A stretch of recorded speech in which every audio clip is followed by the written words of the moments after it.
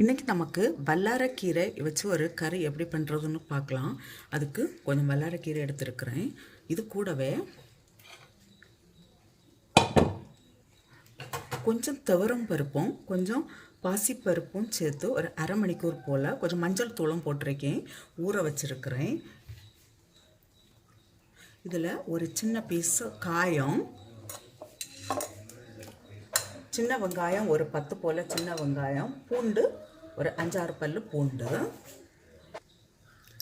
ஒரு பச்சை மிளகா, இது நம்ம காரத்துக்கு தக்கபடி போட்டுக்கலாம்.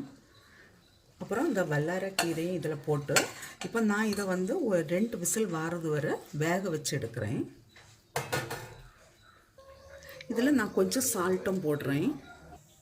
இந்த பருப்பு வேகிற நேரத்தில் நமக்கு அதுக்கு ஒரு மசாலா ரெடி பண்ணலாம். அதுக்கு அரை கப்பு தேங்காய் எடுத்துருக்கிறேன், ஒரு அரை ஸ்பூன் போல் ஜீரகம், கொஞ்சம் கருவேப்பிலை. இதை இப்போ நான் மிக்சியில் கொஞ்சம் குறப்பாக அரைச்செடுக்கிறேன். இப்போது இதில் நான் அரைச்சி வச்சுருக்கிற அந்த தேங்காயை விடுறேன். இது கொஞ்சம் தேவையான அளவு தண்ணி சேர்க்கலாம்.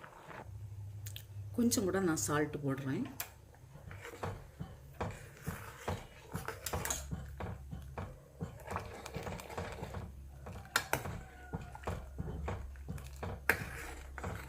இப்போ இந்த கறி ஆயிடுச்சு. லைட்டாக கொதி வரைச்சில் நமக்கு இதை ஆஃப் பண்ணிடலாம். நான் இப்போ இதுக்கு ஒரு தாளிப்பு கொடுக்குறேன்.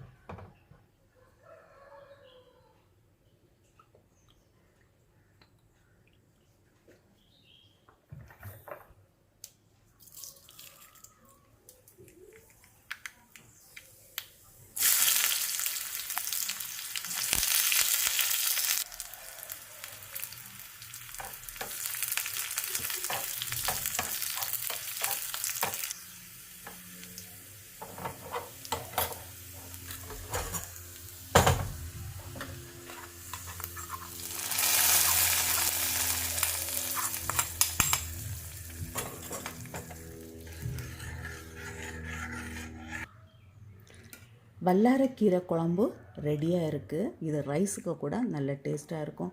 நீங்களும் இதே போல் செய்து பாருங்கள். செய்து பார்த்து உங்களுடைய கருத்துக்களை தெரிவிங்க. உங்களுக்கு இந்த சமையல் பிடிச்சிருக்குன்னா சப்ஸ்கிரைப் பண்ணுங்கள், உங்களுடைய ஃப்ரெண்ட்ஸ்க்கெல்லாம் ஷேர் பண்ணுங்கள்.